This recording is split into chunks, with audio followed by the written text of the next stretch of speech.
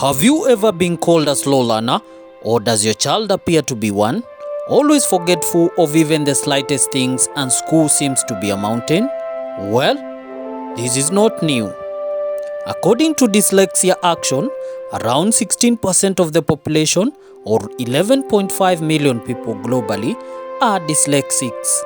Dyslexia International suggests that between 5 to 10% of the population experience dyslexia, which equates to around 700 million people worldwide. It is estimated that 70 to 80% of people with poor reading skills are likely to be dyslexic, while in 5 students, or 5 to 20% of the population has a language-based learning difficulty. Dyslexia is a specific learning disorder that affects one's ability to read, spell, write, and process short memory. Therefore, is the most common learning difficulty in children. Children with dyslexia struggle more in school because teachers and parents or guardians do not understand them, and this was the case with Phyllis and Nancy Munyi. My name is Phyllis Wamushe Munyi Kariuki. I am the founder and director of Dyslexia Organization Kenya. Dyslexia Organization Kenya, or rather DOK, was registered as an NGO, a non-governmental organization in Kenya in the year 2011. We registered it to create public awareness about dyslexia. This is mainly when we realized, when I say we, I talk about myself and my sister, that our children who had dyslexia were not getting the real attention about dyslexia, or rather there wasn't information about this condition with the teachers. And after Googling about this learning condition, after I would say about myself, I found the name somewhere and it fitted what my son was when I went to the Google, and then went to the teachers and realized that they didn't know. So then there was need to create awareness to the teachers, the parents, the public, about this learning difficulty. In the year 2011, we had started in 2010 or even before, but the registration happened in 2011, so we were able now to go to the media. We had a platform to create awareness. That was the main, again, as an individual, it would have been hard to go talking about it. But when we had a platform, now we are able to go to the media. We created awareness in the media. We opened our website. We had a social media, Facebook and such, that now spread the information across border. So now people came to learn about it. And so they were asking, you have said my child is not stupid. They already were facing problem in the school with their children, being told to remove their children from school. And so the question was, where do I take my child? Do you know of a school? And then we started the school Reagem Talent School. Their experiences forced them to venture into education system to save their children from abuse and pain. Before I even thought of starting the school, I was teaching children with learning difficulties at home. I used to do tuitions on Saturdays and on holidays, and that brought me closer to people with learning difficulties, having got some experience from teaching my own son who had dyslexia, who had challenges with reading. And after I taught him and he was able to read, I was now approached by parents if I can teach their children at home. So children used to go to schools and then home, school, home. So I used to see so many children at home, and there was huge progress. So quite a number of parents asked me if I can have their children learn in the school that I was teaching. That was before 2011. And so that I can give them the intervention that I used to give my own son and those I was seeing at home. During the same period, Boniface Mutugi from Embu County was moving his daughter from one school to the next, not quite understanding what was happening to his daughter Sifa. Sifa tumekuwa na shinda naye kidogo kwa sababu ya masomo. Tukajaribu shule za kawaida zimetukatalia. Tunajaribu kwenda interviews, unaenda unampeleka tu mtoto kama huyo, anaachwa na other people the same standard. She couldn't read, she couldn't write, na pia hakuwa na difficulties za kujipeleka kama choo nini, so problem yake ilikuwa ni kusoma tu. So tukajaribu other interviews, tukaenda so many workshops, tunaenda tunaambiwa she's autistic, lakini tukimchanganya na watoto ambao ni autistic, you see she's better than autistic children.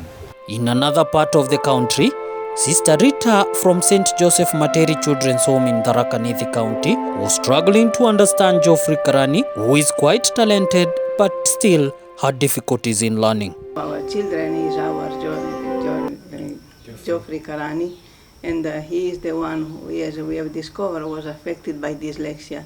Now, I know that the dyslexia is not known much, and many people think that to have a dyslexia is like to be an handicapped person. But according to me and the experience I got living with Karani, I can say that the dyslexia is a gift from God, because the people with dyslexia are clever more than the other. They have different talent, that is true, but they are very clever. I came here when I was so small, like if I was outside there, nobody could realize which problem I had, but all because of her. I still live. I do everything like other children do. Like if I was in other normal schools, I don't know how my life could be right now. Maybe I could be outside selling things or something. But she came and realized that I had this problem, and she accepted me the way I was. If it was somebody else, maybe he or she could have dumped me or done something else. Nikikuwa mdogo, ile shule nimeanza nazo, na kwa hiyo shule penye nilisoma, walimu hawakuwa wananielewa shida yangu. Shida yangu ilikuwa ni kusoma, kuandika, na pia jina yangu bado ilikuwa na shida. So when nilikuwa nasoma huko, nilikuwa nafanya exam. Nilikuwa na challenge sana juu. Sikuwa naweza kujua Kenya naandika, kusoma kitu ilikuwa shida. So nilikuwa nikifanya kitu na guess, naandika kitu yenye najua, kitu yenye naona karibu na mimi, hata kama ni jina yote naandika tu hapo. So when nilikaa hapo, Madam Sister Rita akanisaidia akatubali tulikuwa Kenya naitwa Karani. Akaanza kutupeleka shule nyingine. Kwa hiyo shule tulienda pia tukuweza kueleweka shida yetu. Tulikuwa pia na shida hiyo ya kuandika na kusoma. Tulikuwa kwa class, walimu pia walikuwa wanatuignore, wanatuacha tu hivyo. Kwenye Sister Rita aliona pia hiyo ni shida. Mamangu alikuwa anasikia vibaya, anashangaa mbona mimi sipiti exam, siandiki kitu, kuna kitu napata yoyote. Akatoa pia hapo akatupeleka shule tena, ilikuwa kitu kingine wasi. Hatukuwa tunaeleweka tunafanya nini kwa exam, ilikuwa shida. Na hiyo shule ni shule normal juu tukifanya exam unaona alikuwa normal, walikuwa wanafanya vizuri na sisi tunafanya vibaya. So hata kama tulikuwa tunaenda klasi nyingine, tulikuwa tunafanya tu kuruka, kuenda kupelekwa tu mbele. Na hiyo pia lakini tunaweza kushukuru Mungu juu hakuna tungekaa hapo na tungekuwa hapo, natumai sisi ni wakubwa. So venye tulikuwa tunafanywa hapo, walimu walikuwa wanatuelewa, walikuwa tu wanatuangalia na tuignore, tunafanya tu kile tunajua na tunawapea makaratasi wana mark. Anatupea tu tunaenda klasi nyingine. When tulikaa hapo, bado Sister akaona atusaidiki hapo. This was replicated in Susan Wangoi's story in Mombasa County and Nyambura as well as Hannah Gitao in Nairobi County as to why their children had such a hard time in learning. Siku ile nilimzaa Miriam, nilidischargiwa immediately. Kwa hivyo nikaenda nyumbani na kitu after 2 months nika notice akona shida na problem ya weak muscles. Sikujua immediate kama ni weak muscles, niliona kama kuna kitu anafanya ambaye sielewi. Kitaka kukanyaga chini naona anavuta miguu haraka. Nikawa naona ukimlaza vile umemlaza, ainui mkono, hachezi kama watoto wengine. So nikampelekea daktari ambaye nilikuwa nampelekea kwa wakati huo. So wakawa anafanywa vipimo na huku nikimuomba Mungu kwa sababu ilikuwa ni problem ambaye sielewi. Wakati sasa alianza kutembea akiwa na 1 year and 7 months. Wakati alianza kutembea nilikuja tena nika notice kuna problem ya kuongea kama akifika kama 2.5. So nikaenda Aga Khan. Vile nilienda Aga Khan wakamfanya assessment. Daktari akaniambia nimwache na yeye ili amfanye assessment. Kamfanya assessment alafu akaniambia mtoto wangu hana shida yoyote. kwa sababu ni speech delay. Kaniambia kwa sababu anaelewa, amenotice anaelewa kila kitu vile wamekaa naye. Walikaa naye like 3 hours hivi. So akaniambia hana problem ya kuongea, lakini ni speech delay. Akaniambia by time ataongea, lakini akaniambia kile angenipa ushauri ni kumpeleka mtoto shule mapema ili at least interact na wale watoto wengine na ndio aweze kutoa ile speech. Soma kamaliza ile nursery. Sasa akagraduate akaingia class 1. Vile aliingia class 1, yule mwalimu aliyemchukua ndio kaanza kunielezea kwamba haelewi mtoto wangu. Sasa mimi nikamuuliza, sasa wewe ukiniambia huelewi mtoto, mimi nitafanyaje na wewe ndiye mwalimu? Akasema mimi mtoto wako simuelewi. So hata nikakuta wakati mwingine ananiambia anamsahau. Yani nilisikia uchungu mwalimu kuniambia anasahau mtoto wangu, mpaka ikawa ananiambia ati ukaa chini ya desk muoni.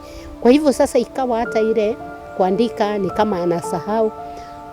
Nilisikia uchungu na nikaona kama mtoto wangu anauawa. So nilimpiki mtoto wangu na nikamwambia mwalimu, acha nimchukue kwa sababu nimelipa school fees na nimelipa tuition ili ukae na huyu mtoto, lakini unaniambia mtoto haumuelewi. Mtoto kimasomo ameenda chini sana. Mimi ni mzazi wake, umeniambia wewe waua mtoto wangu. Wafikiria bado nitaendelea kukuachia huyu mtoto.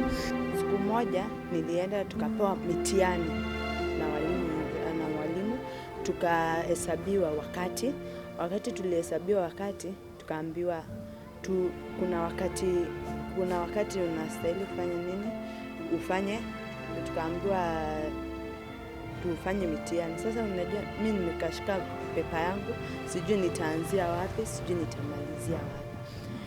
Rafiki yangu akaniambia copy. Nikafanya nini, nikarudia, nikakopi paka jina yake. Wakati nilikopi jina yake, mwalimu akaniita kwa ofisi. Akaniambia kwa nini umekopi mwenzako? Rafiki yangu akaitwa, akasema ni yeye amenikopi na ni yeye ameniambia nikopi. Alafu after hapo nikipoa insha ama composition naweza kuokota pepa yoyote ama ni gazeti nini, ninakopi kila kitu. Kwa hiyo ama hata ni kama ninajua ni ninajaza tu kwa hiyo pepa yote. Alafu mwalimu sasa akaniambia, sasa wewe sababu umekopi, nikatandikwa viboko. Nilipelekwa kwa ofisi, nikatandikwa mpaka hizo viboko zilikuwa zimewekwa hapo zikaisha. Well, Helen alizaliwa 2006. Alizaliwa kama watoto wale wengine wa kawaida, lakini alipofikisha 3 years she was very hyperactive. Akaingia shule, akaendelea akiwa sawa, lakini hiyo hyperactiveness haikuleta nini kwa masomo yake. Alikuwa drug sana. Nikaambiwa nimpeleke hospitali ndio at least ajulikane hiyo shida inaweza kuwa wapi. Aliona neurologist. Neurologist kuna dawa alimpea. Na zile madawa alimpea ungenunua kwa counter bila hiyo prescription. Akaendelea hivyo. Akikuwa alikuwa anajiendea choo. Kama ni mkojo ni sawa. So kwa kila siku jioni alikuwa anakuja na extra uniform kutoka shule. Kaendelea hivyo, lakini akatilifika class 1 mambo ikaenda imebadilika, kujikojolea na kunini tena ikaisha. Then bado akiwa class 1 2 masomo haikuwa mzuri. Tukaita mwalimu, alikuwa anamfanyia tuition. Then nilikuwa na mahasira sana. Unaona ile kitu rahisi kama ni swali ya maths unamfundisha sai, ikikaa kidogo amesahau. So kwa kuchapa nimechapa huyo mtoto bila kujua hiyo ni shida. Nikaona hii sio hii condition yake, hii shida yako nayo si shida ya kawaida. Juu kila wakati ukimrudia kitu anasahau. Twambĩte ithuĩ tũkamũtwara kũrĩa cukuru Ndumberi, thukuru ya Kanjũ. No rĩu ithuĩ tũtiũĩ ena gathĩna ga kũremerwo gũthoma. No rĩu mwarimũ ũrĩa ũrona ena gathĩna kau-rĩ, we ndatindanagĩra nake nĩ ta kũmũthinĩkania tondũ ndaraigua mathomo. Rĩu ithuĩ rĩu tũkarigwo rĩu tũngĩka atĩa, no mwana bado no tũramũcukuma eke atĩa athiĩ thukuru ĩrĩa. No nake mwarimũ-rĩ akageria rĩngĩ maya nĩguo rĩu guokire mũcamaria mwema, nĩguo rĩu arehwo gũkũ-rĩ, kabisa maikaraga mena mami wao-rĩ, mamu wao ndakĩnyuire njohi. Haya rĩu nake ũyũ-rĩ eta mwana-rĩ agĩtigwo-rĩ, ndakiumire nyũmba ta ũrĩa arĩgĩthiĩ mũtaani o rĩngĩ o kũrĩa arĩgĩthiĩ, nĩ agĩtũnganire rĩngĩ na ihĩ ingĩ. Rĩu ihĩ ici-rĩ gwĩ kũndũ rĩu ciagĩthiaga mwago ciagĩtĩtwo. Rĩu we rĩrĩa agĩkinyire kũu-rĩ, tigwo akĩingatirwo tondũ akĩrĩ na gĩko. Rĩu kabisa rĩu gaka-rĩ nĩko rĩu na wamũmũrehi gũkũ-rĩ, niho rĩu ũhoro ũcio rĩu wathundũka ta thĩ ng'ima. Rĩu niho nao mamuoire, rĩu makĩmũruta cukuru ĩrĩa makĩmũrehe rĩu gũkũ.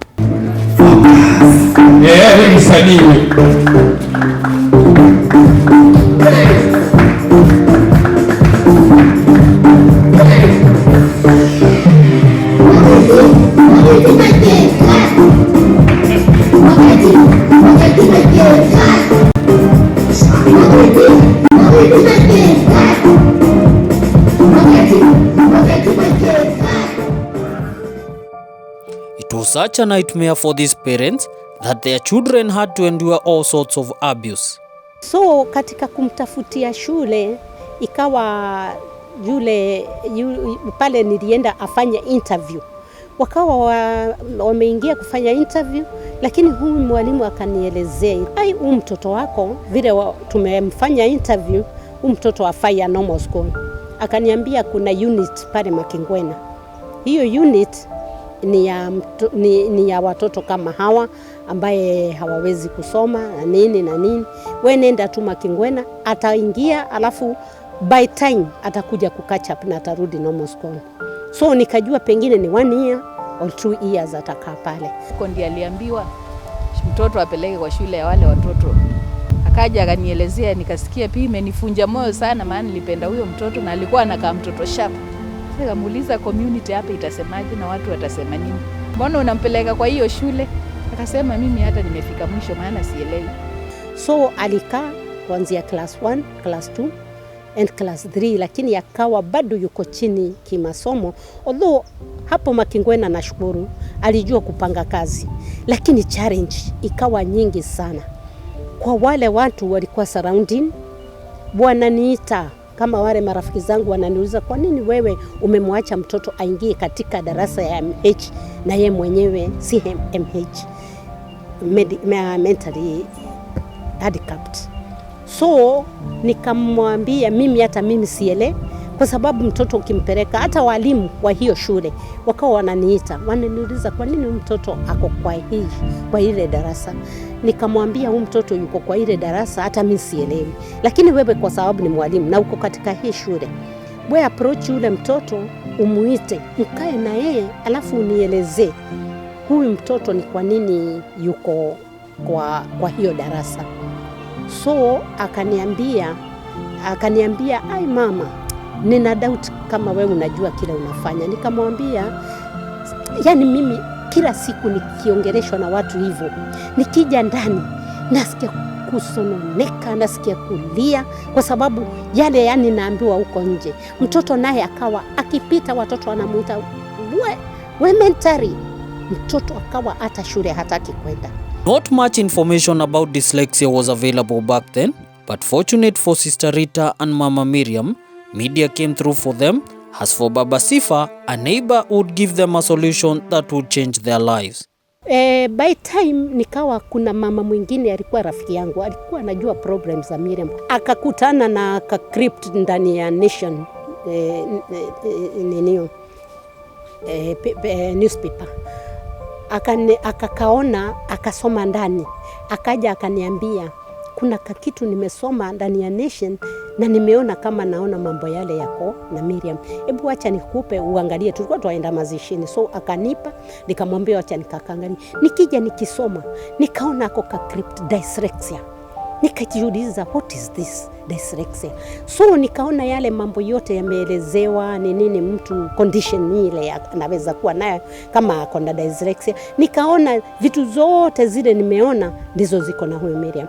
Kwa sababu wakati yeye akifanya homework ukiona akishindwa umchukulie kiboko, ilikuwa ndio umemwambia sasa sweat. Ata sweat kila mahali. Hiyo kitabu mlikuwa mnafanya homework mutaitupa.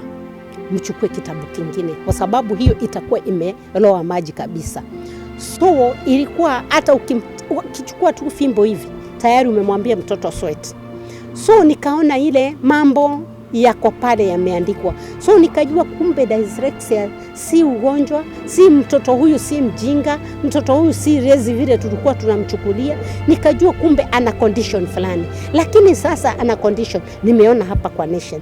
Nitajuaje? Nitampeleka shule wapi? We discovered luckily the special school for dyslexia children, the Rare Gem Talent School in Nairobi. We discovered it through the newspapers. We went to contact Madam Nancy, who is the founder of this school, and Karani, together with another boy of Materi called Ayubu, were accepted in that school. I received a call from Rita, and she told me I have learned about the school from the website, and during then we had a media house which had come and they interviewed us, so she had opportunity to see all that. So she came, she called me and she asked me if she can bring her one child, and that was Karani, who was in a regular school. And when I said yes, that was on August holiday. Before she brought this boy, she gave me a call again and asked, we have another one. We think that they have showing the same characteristic. So can we bring together? Do you have a space? And remember that time we were less than 20. So when she asked me if she can bring the other boy, I was so happy to have two boys from the same school. Najua ni dyslexia haswa. What dyslexia is actually is. Then kukakaa kwa media bado nikaona madam mwingine alikuwa anaitwa Madam Phyllis akiongea mambo ya dyslexia. Nikasikiza zile conditions alipeana wale watoto wa dyslexia wako nayo, nikaona exactly zinafanana za mtoto wangu. The mother wakakutana na mtu mmoja from Kiambere down here akamuelezea mambo ya shule inaitwa Rare Gem ambayo ina deal na watoto ambao wako dyslexia. To me, the word dyslexia, it was a vocabulary ambao sikuelewa. Armed with this information, these parents took immediate action. Nikasikia Phyllis akielezea, alijiita wa Mushi. So nikasikia akielezea kuhusu dyslexia. Vile nilisikia tu hiyo ilikuwa katika radio ya Inoro. Sasa nikasikia dyslexia. Na kwa sababu kwa mind zangu nilikuwa nimeona hiyo dyslexia mahali, nikasema dyslexia, hebu acha nisikie. Pengine sasa ninaweza kuwa Mungu amenisaidia nibahatike nipate shule. So nikaenda, hatujuani mimi na Phyllis. Tukaenda, tukakutana hapo Mombasa, tukaongea, akaangalia mtoto wangu, akamuassess, akaniambia huyu mtoto tayari nimemuassess. Nimemuassess kuwa ya kwamba anaweza kuingia shule ile nitaanza. Kwa hivyo akasema Januari tutaanza shule. Nikamwambia mkianza shule hebu ni hesabu wa kwanza, na nikaanza kuambia Mungu asante. Kwa sababu nilimwambia Mungu asante kwa sababu nilijua ya kwamba nimepata ashuda tulino. Huyu mtoto nimelia machozi mengi sana kwa sababu mtoto hakuna mahali anafiti. So I went further, nikaulizia mahali shule yuko, nikapewa namba ya director. Nikaenda Nikampigia, kanielezea mambo ya shule, kanielezea mambo ya dyslexia. Still I couldn't get about dyslexia. So I made effort, nikaenda kwa hiyo shule Kitengela. I met Nancy Munyi, tukakaa naye chini, akanifanyia assessment ya mtoto, kanielezea mtoto ni dyslexia. So akanielezea what's about dyslexia, about difficulties in learning. Nikamwambia exactly that's the problem that my kid has. So nikarudi, kanipatia makaratasi ya shule, fees and other things. I made effort. Nikaelezwa mahali shule iko na nikaenda. At first tukaenda na mamangu. Then nikaambiwa nafaa nikuje na mtoto ndio afanywe assessment. Nikakuja na mtoto, akamwangalia, wakaona. Nikaambiwa nikuje na her exam results, wakaziona. Then that's how Helen joined Reagen. Following these developments, the twin sisters had to provide a lasting solution. In 2011, in December, I had quite a number of students that were not supposed to go back to their schools because they had problems. They were not performing as what is required from the school. So the parents had asked me if I can have their children in my house, and at the same time, I take them to schools that I was teaching them. After I realized my child has dyslexia, I went for special needs education. So I am a trained special needs teacher. So I was able to give intervention. So in 2012, we looked for a place, a house, 3-bedroom house, because I couldn't actually take them in my house. So we looked for a house that had 3 bedrooms, so we could have 1 bedroom for boys, 1 bedroom for girls, and we had built a class so that we can I can be teaching them from that place. My idea was to teach children like a center where children with dyslexia can be brought. We teach them over the holiday and weekend, then they can go home. But that by the time we started, that did not look like it is the case, because these children were already sent completely out of their schools. So we started with the 3 students. We started with class 4, and in that class we started with the 3 students, and from then by the time we were finishing 2012, we had 7 students, and this student came from, we had 1 from Mombasa, we had quite a number. The other 3 were from Nairobi. Another one came from Kirogoya. So we started from from children coming from different areas, and that's why we had to have boarding. The day we opened the school, we had 1 student from Mombasa who was she's Miriam. The mother was so brave. I can say she was so brave, because when she realized, or when she learned that we are already starting a school, she didn't care. She just brought the child. And I had come from where I was teaching students.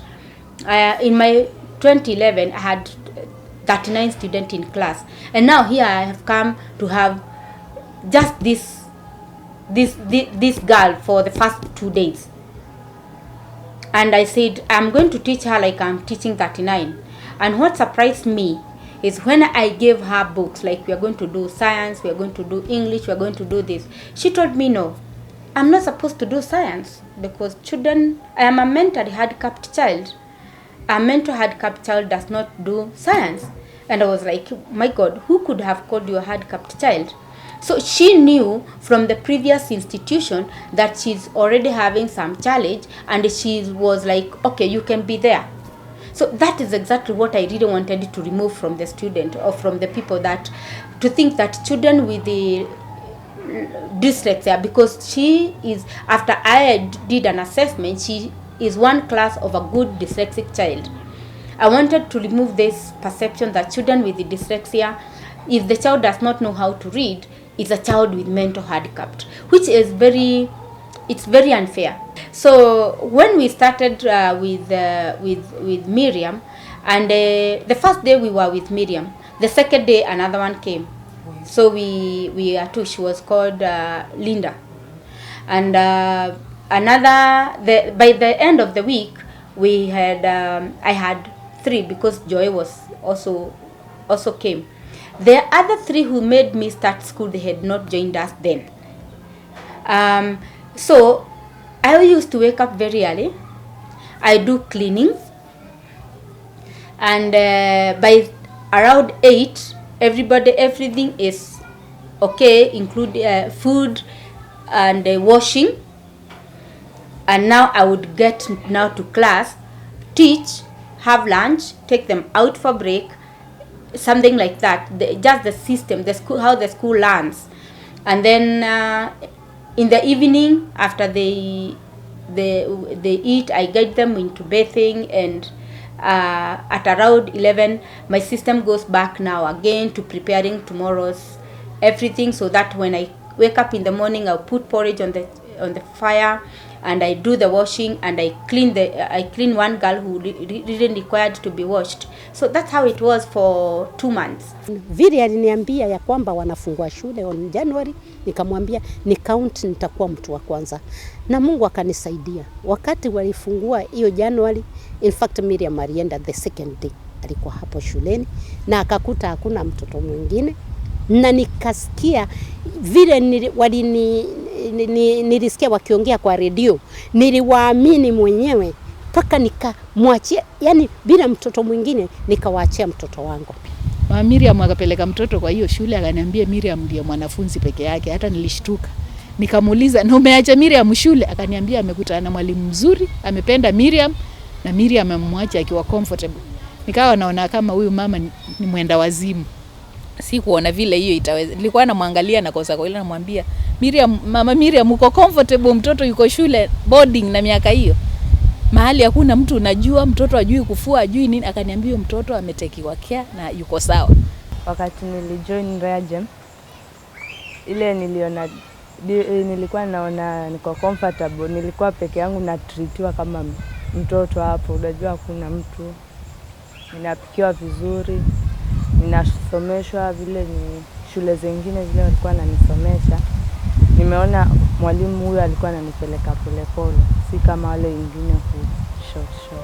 It's been almost a decade when all this began, and the lives of these students have changed. Hiyo shule imemsaidia kuinteract na watoto. Ilikuwa shida, tunaenda mahali kutembea, mtoto wangu anataka kucheza na watoto, lakini wengine ni kama wanambuli. Hata kuna mahali tulienda kutembea birthday of her cousin. Mama moja akamchekelea, akasema sasa huyu mtoto mkubwa, yani anaweza fanya venyana anafanya. Sikuongea, nikasema wewe Mungu tu ndio utanipigania. Then akiwa Reagem nimeona there's so much improvement. Vitu zingine hakuwa anajua. Mambo ya colors ange differentiate, lakini kwa sasa she's perfect. Manguo anajivulia, but education wise she has improved, but tuseme tu ni Mungu tu. Juu I know she's different. Siwezi sema she's a slow runner. Tuseme tu kwa masomo ana improve. Ninashukuru kutoka niwaachie mtoto wangu. Naona matumaini kwa sababu sasa mtoto wangu si kama vile alikuwa. Mtoto wangu open up kwa sababu watu wengi wanaficha watoto, mtoto anakuwa hawezi open up. Mtoto ana open kwa sababu interact na watu wengi. Nashukuru places nyingi wanaenda camp, yani huwa hata nikisikia simlipii wakati wanaenda tour nasikia vibaya. Nitangangana mpaka niweze kumlipia hata kama siwezi. Nitachukua hata kama ni kwa kikundi, nitaenda niwaombe tu pesa nilipie mtoto wangu ili aweze kuenda na open up. Nashukuru kwa sababu open up. Nashukuru ni kwa ajili ya hicho kibali, kwa sababu Mungu amepatia kibali pia cha kuweza kuinteract na watu, cha kuweza kupendwa pia. Unajua mtoto wako akipendwa si wewe umemfanyia mazuri.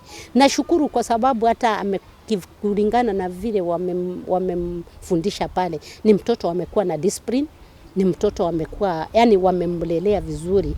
Hiyo lea hata siitagi shule, ninaitaga home away home. Kwa sababu ile ni home away home, kwa sababu mtoto kuangaliwa na kufanywa mambo ambayo yanafanywa si kwingi. Watoto wengi wakienda shule utakuta mtoto amefanywa ABCD, kuna kwingine wanadhulumiwa, lakini hawa nashukuru Mungu. Mtoto alikuwa na afya nzuri, alikuwa sawa, na kweli nikiangalia vitabu nikaona ameimprove kweli na anaendelea vizuri. Pia yeye ukimhoji unakuta huko anasikia yuko sawa kabisa. Hata mimi siku namuuliza Miriam, huko na huku unasikia utasoma wapi? Utaenda kusoma huko? Kuna soma watoto wangu, akaniambia huko sawa. Tena akawa amependa hao walimu vibaya sana. Hata anauliza shule zitafunguliwa lini aende. Ikaendelea hivyo mpaka Miriam akafika class 8. Alipofika class 8 ikawa sasa anaenda form 1. Hata babake alikuwa ni kama hataki aende hiyo form 1, apelekwe college nini. Lakini mama Miriam pia ni mama wa tofauti. Aliketi na akaambia babake huyu mtoto ataendelea hiyo shule wanaeka form 1. Namuuliza, wanaanza form 1 hapo na Miriam tena? Akaniambia yeye form 1 inaanza na Miriam ataendelea na shule hapo. Hata mimi nikawa ninamshangaa, nikawa ananielezea, lakini kama na support ya babake apelekwe college. Maana namwambia Miriam anakuja na maths nzuri, anatengeneza vitu vizuri na mkono wake. Namwambia akienda pale college ile ya vitu vya mkono, Miriam miaka 2 atakuwa ameanza kuingiza pesa. Lakini mamake akasema anaanza form 1 hiyo shule na ataendelea huyu mpaka apate certificate ya form 4. Nikawa ninamshangaa. Miriam ndio tena anaanza hiyo shule form 1. Nikamuuliza ni wangapi, sijui, aliniambia wako 5 ama 6, na akawa yuko comfortable kabisa mtoto wake akienda shule form 1. Miriam akaenda form 1. Alipoenda form 1 ukiangalia kazi yake kweli amesoma na ameimprove na anaendelea vizuri.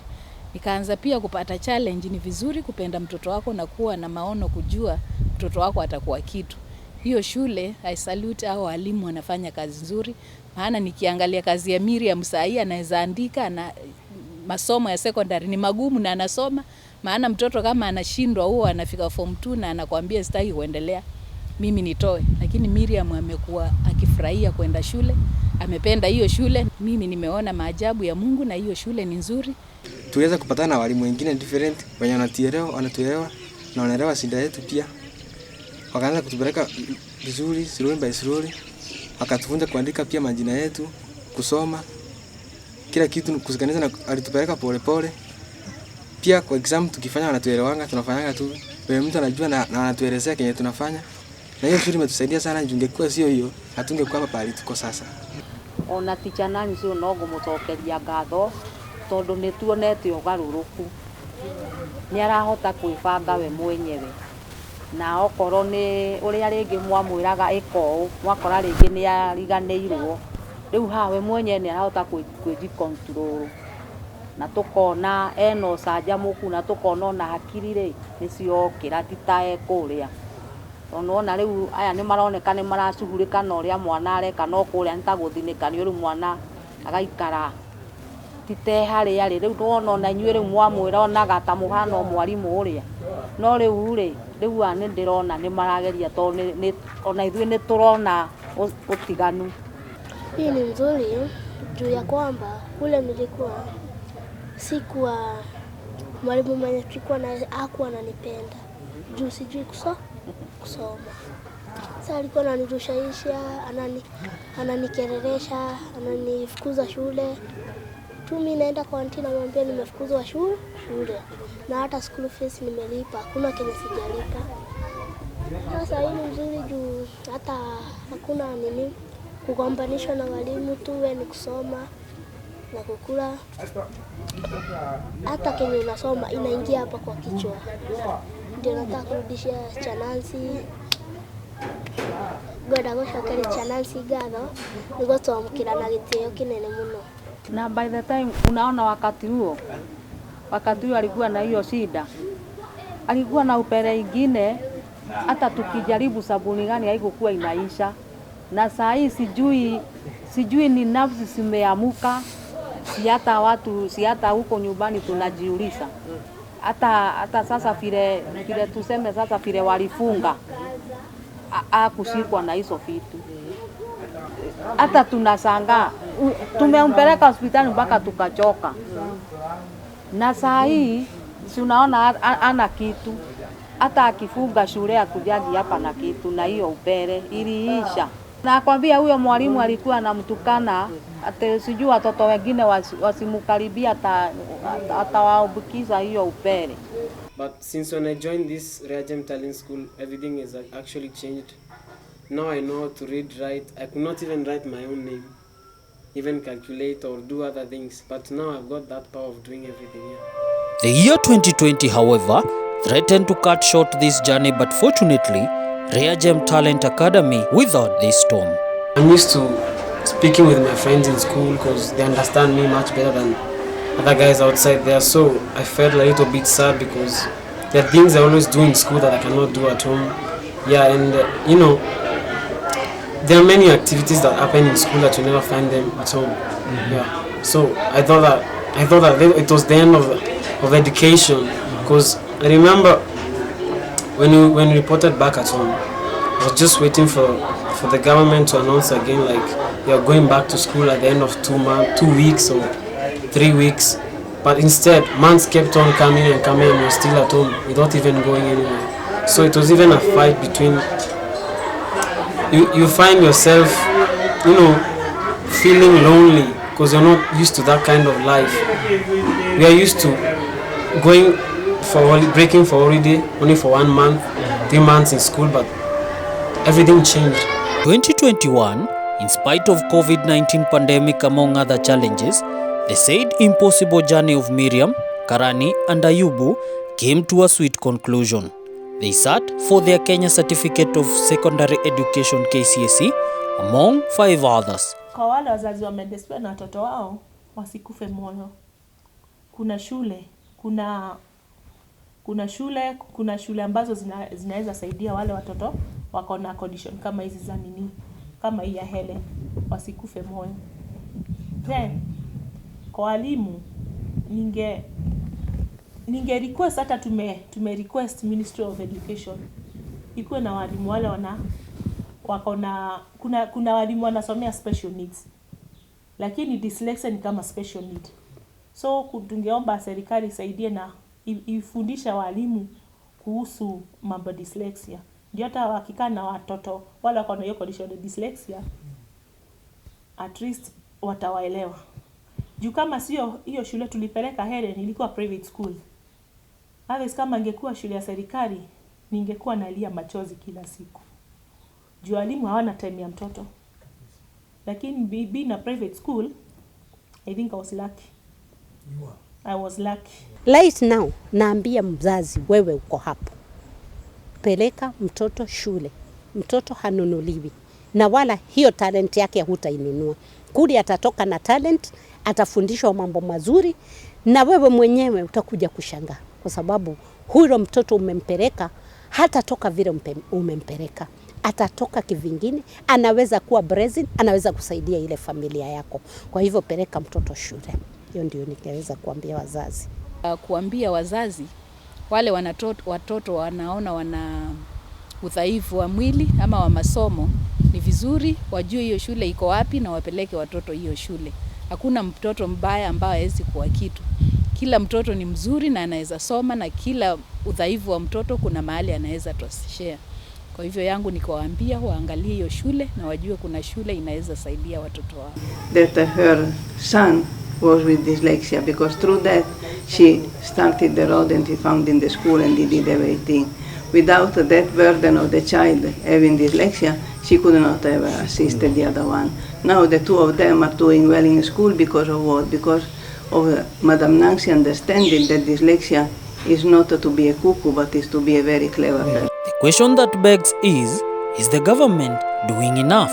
First and foremost, to actually tell people dyslexia exists. People think that these children who are not reading are just stupid, are just not doing enough. So people to accept about dyslexia is a challenge. It's something that we really need to overcome. It's a handle that needs to. Again, I would say the speed at which the government is taking this thing is a different level. It is too slow to be. We would wish to go everywhere in the country.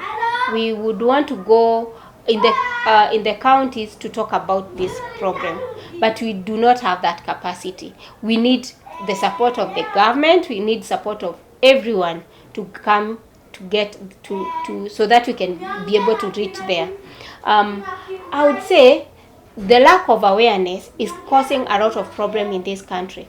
If you look at the children who sit for national exam, about over 20, or even let's say 10% even, they are the people who get less than 100 marks or even less than 150 marks. You find that even without having to do any research, are the children whom we are talking about. Have they been discovered? What are the people they are talking about? Because again, if it is identified at early age, a lot of change can be done. We can be able to help this child identify their talents and then move on. I was saying there are many people here who have to. Dyslexic people have done marvelous things, have done good. They are actually the drivers of the world. But how many of from our country have they been identified? We are saying there are Steve Jobs in this country, there are Richard Branson, there are Bill Gates, there are Will Smith, and many other. But we hinder them by covering them, by them becoming ashamed to their family, that we do not give them the opportunity to thrive, to fly.